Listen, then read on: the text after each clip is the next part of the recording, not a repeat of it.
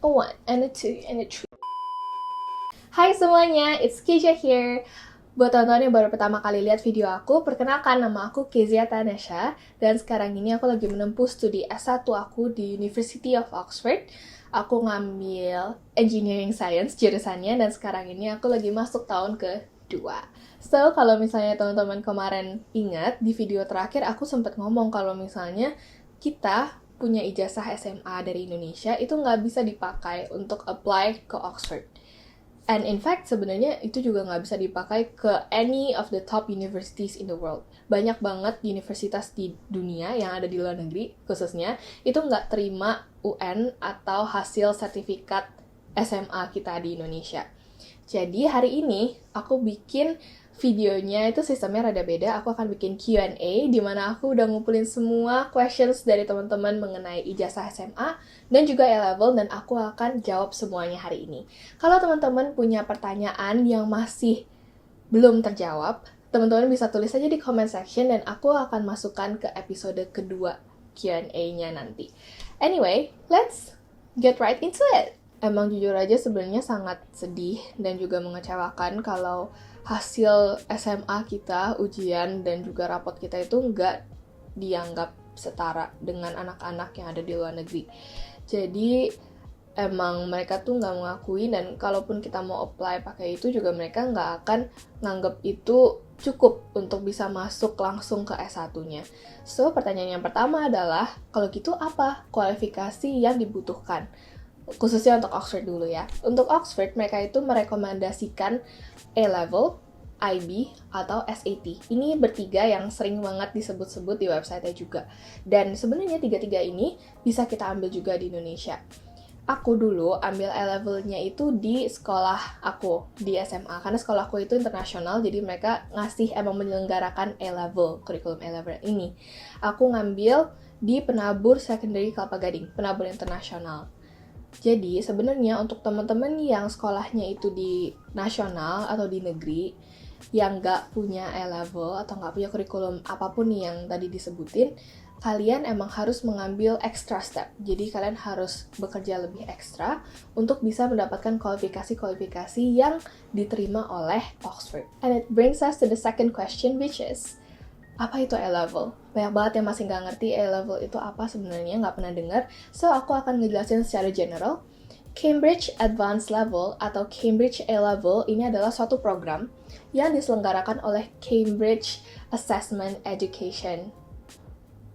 Cambridge Assessment International Education, CAIE, yang nantinya pada saat kalian udah menyelesaikan programnya, kalian kan dapat sertifikat. Sertifikatnya ini bisa dipakai buat apply ke universitas-universitas di seluruh dunia. Banyak banget yang nerima, dan khususnya top-top universities itu semuanya juga pada nerima A-level.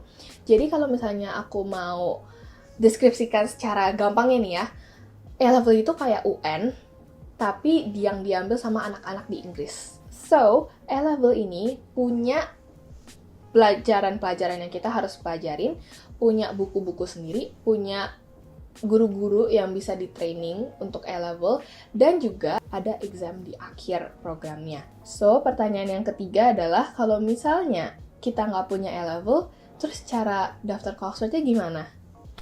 Ini aku bisa kasih dua alternatif. Karena mau gimana pun, kalian tetap harus punya kualifikasi yang diterima oleh Oxford. Gak bisa maksa gitu, pakai UN aja tetap gak bakal diterima. Jadi yang pertama, kalau misalnya teman-teman sekarang masih punya waktu 2-3 tahun sebelum kalian lulus, atau kalian mau menyediakan segitu banyak waktu untuk masuk Oxford, kalian bisa belajar sendiri atau cari guru les gitu, A-level yang bagus, dan bisa daftar secara individu ke instansi yang menyelenggarakan A-level, SAT, atau IB. Kalian bisa cari-cari tahu soal penyelenggara-penyelenggaranya. Kalau nggak salah ya, aku pasti itu dengar dari temen aku yang sekolahnya di penabur reguler, bukan internasional. Mereka itu kalau misalnya mau ambil A-level, bisa ambil kayak nebeng di penabur internasional. Atau enggak, aku punya temen juga yang ngambilnya dulu di MH Tamrin atau enggak di British Council Indonesia. Nah, teman-teman tuh bisa searching-searching sendiri mana yang paling deket sama daerah kalian. Yang kedua, kalau misalnya teman-teman sekarang tuh udah kelas 11 akhir, atau kalian udah di kelas 12, atau nggak udah lulus, Aku rasa udah agak telat untuk belajar A-level lagi. Jadi kalian bisa ambil college atau foundation dulu 1-2 tahun di Jakarta atau di luar negeri, terserah, dan nanti akan dapat sertifikat untuk bisa apply ke Oxford atau enggak ke universitas gitu kan. Atau kalau misalnya kalian ngerasa, aku nggak mau keluar duit buat college, nggak mau keluar duit buat pindah ke sekolah inter, atau nggak bisa atau nggak mau keluar duit untuk A-level, aku bisa saranin teman-teman nanti aja, pas S2 baru apply ke Oxford. Karena menurut aku untuk masuk S2 di Oxford itu chance-nya lebih banyak, dan beasiswanya itu juga lebih beragam. Jadi kemarin itu pas aku daftar S1 di Oxford, susah banget cari beasiswanya. Tapi kalau misalnya S2, banyak dan cukup beragam beasiswanya. Apalagi teman-teman juga bisa searching-searching. Kalau Jardine Foundation, beasiswa yang aku dapetin, itu punya sejenis kerjasama dengan UGM dan ITB. Jadi kalau teman-teman S1-nya bisa masuk UGM atau ITB, nanti kalau udah lulus, kalian bisa langsung interview sama Jardine gitu. Bisa langsung dapet beasiswanya kalau kalian lulus dari sana. So ya, bisa searching-searching dulu dari sekarang, tapi itu aja saran-saran yang aku bisa kasih ke teman-teman sih. Now, questions number 4. Berapa lama belajar untuk A-level? Aku dulu mulai belajar A-level itu kelas 10 semester 1, dan aku ambil examnya terakhir itu kelas 12 semester 1 juga. Jadi sekitar 2 tahun lah aku belajar. Cuman aku itu dulu karena sekolahnya di internasional, jadi belajarnya itu dari pagi sampai sore setiap hari. A-level. Terus guru-gurunya juga adalah guru-guru yang udah berpengalaman untuk mengajar dalam bahasa Inggris dan A-level semuanya.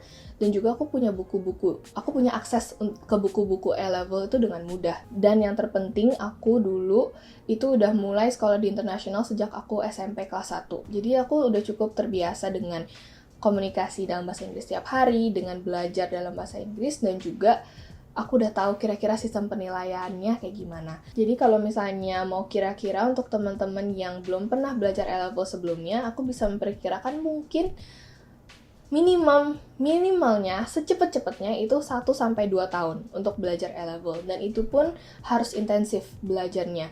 Kalau bisa malah cari les-lesan yang bagus. Kalau belajar sendiri kayaknya susah banget gitu. Pertanyaan selanjutnya, susah gak sih A-level itu? Susah sih, lumayan. Tapi jujur aku lebih nggak suka UN, aku lebih nggak suka pelajaran kurikulum nasional daripada A-level. Kenapa? Karena aku tuh nggak suka hafalan. Kalau di sini kan banyak banget ya hafalannya, bener-bener semuanya tuh hafalan, kayak nggak gitu suka kayak gituan. Jadi aku ngerasa kalau A-level itu susahnya karena selain harus ngafalin yang penting-penting, tapi lebih ke arah harus bisa menganalisa suatu case studies gitu, harus bisa mengupas secara dalam dan tahu cara jawab soal-soalnya. Jadi A-level itu susahnya itulah ya, selain dari bahasanya yang harus bahasa Inggris. Nah, kalau kalian mau tahu gimana sih cara aku belajar dan apa sih achievement aku yang bisa mengantarkan aku sampai ke Oxford, kalian bisa like video ini atau nggak komen di comment section. Just to let me know, biar nanti aku bisa bikin video itu untuk kedepannya. Dan pertanyaan yang terakhir adalah, kenapa sih ijazah kita nggak diterima? Kenapa sih mereka sombong banget? Kenapa kita harus susah payah seperti ini di Indonesia?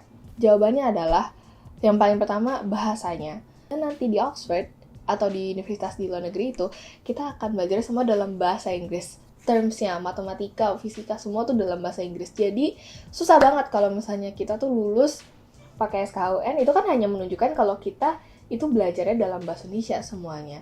Jadi makanya mereka tuh nggak menganggap ini setara. Makanya mereka juga menyarankan kita untuk punya A-level, SAT, atau IB yang emang sudah melatih kita untuk menjawab semuanya dalam bahasa Inggris dan melatih kita sistem yang mirip sama mereka. Karena sistem penilaiannya, cara jawab soal-soalnya, tingkat kesulitan, dan modul-modulnya juga ada yang berbeda dengan apa yang mereka sajikan di sana dan apa yang kita pelajari di sini.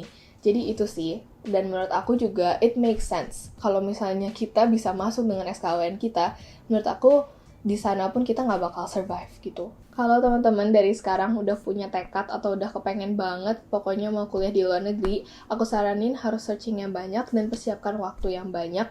Jangan sampai salah mengambil langkah, dan jangan sampai nanti kalian udah kehabisan waktu untuk mempersiapkan diri, karena emang butuh banyak persiapan sebelumnya. Aku juga meskipun aku sekolah di internasional, aku udah persiapan lumayan lama. Jadi aku harap semuanya tetap semangat dan aku juga akan berusaha untuk memberikan lebih banyak informasi lagi soal ini. Aku harap video kali ini bisa bermanfaat buat teman-teman yang masih kebingungan soal A-level. So, thank you for watching. Like this video, jangan lupa untuk subscribe to my channel, komen juga kalau kalian ada pertanyaan, dan share ke teman-teman kalian yang mungkin juga akan bisa mendapatkan manfaat dari video-video aku. Thank you, dan see you in the next one.